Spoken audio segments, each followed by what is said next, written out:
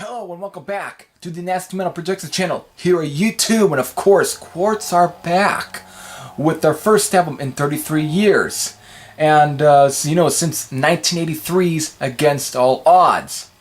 Now the new album is titled Fear No Evil, and it was released through High Roller Records. Of course, before I talk about the new album, let me go back to their history. Quartz were a part of the new wave of British heavy metal movement. Definitely and are one of the few new wave of British heavy metal bands to actually release new material here in 2016 alongside Diamond Head, Vardis, and Tygers of Pan Tang. But like I said, they were part of the new wave of British heavy metal movement, but in 1974, when they first formed, they were under the original name of, well, Bandy Legs, to then changing their name in 1977 to Quartz, to then getting a deal with Jet Records due to playing a show with Black Sabbath, to where Tony Iommi loved what he heard. Of course, he produced their debut album. However, they didn't get to release their second album until 1980, but before even releasing their second album, their second guitar player, Jeff Nichols, ended up leaving Quartz to then working more with Black Sabbath, as the sort of effects synth type of guy. All those weird sound effects that we'd hear on albums such as Mob Rules, Heaven and Hell, and Dehumanizer and all that. That was Jeff Nichols. But they ended up, of course, going on as a four-piece, releasing Stand Up and Fight under the MCA Records label. But after that, former singer Mike Taylor left the band. And of course, they also did do the Satan Serenade, which was also can be seen as maybe the last thing as well that he had did with Quartz, to then getting replaced for a little while by David Garner. But then after that, he ended up getting replaced by a name that I can't remember. And that's where they ended up recording the Against All Odds album. However, Mike Taylor did sing on two early versions of two songs that would appear on the Against All Odds album, and they would and those versions will be seen on the Skull Records reissue of actually release of those rehearsals. So with that, they end up splitting in 1983 to then reforming in 2011.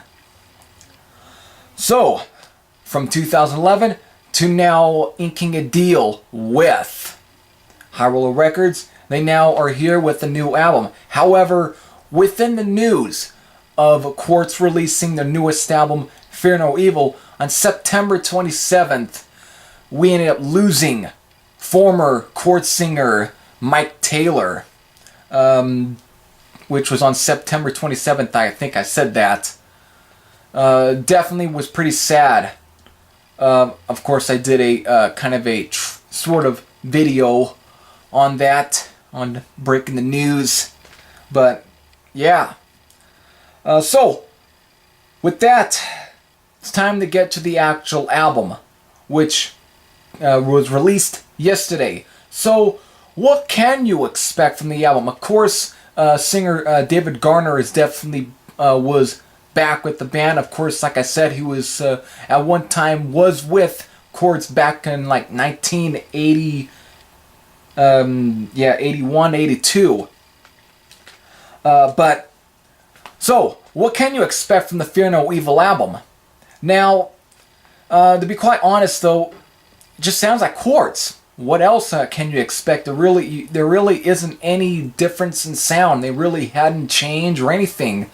The sound, though, is definitely a bit more closer to the 1977 debut, and at times the more kind of heavier stuff off of Against All Odds, but you still have that more rockin' attitude that was definitely present on the Stand Up and Fight album. But it definitely is more in the lines of Against All Odds and the debut, and at times with songs such as Walking on Holy Water, there's definitely a bit more of a doomier vibe to it. Almost kind of bordering on traditional doom. But of course, you still get some good tracks on here, some good rockin' tracks such as Rock Bottom and Dangerous Game. But yeah, just from the title track, which kicks off the album all the way up to Scream at the Devil, it's definitely a solid album, and it just sounds like Quartz. There is nothing different at all from this. And even David Garner, he actually fits the sound. He really kind of, he fits it. At times where he almost sounds a little like Mike Taylor, but yeah, at the same time you can hear that he definitely sounds like, not like Mike Taylor. He doesn't try as much to imitate him. Definitely a good album. So, let's get to the score. 8.1 out of 10. Definitely a solid album from start to finish. There isn't anything bad on this album. There are definitely two kind of instrumentals, intros that have Jeff Nichols' name written all over it. And of course, he is pretty much with the band again. It's pretty much all the original members, just minus Mike Taylor. But you know what happened with Mike Taylor. So, anyways, good album. I definitely do recommend this to those who are a fan of Quartz. So, until then, if you have heard this album, you can definitely post your thoughts in the comment section below. This is Heavy Thrasher saying I'm out, and I'll see you later.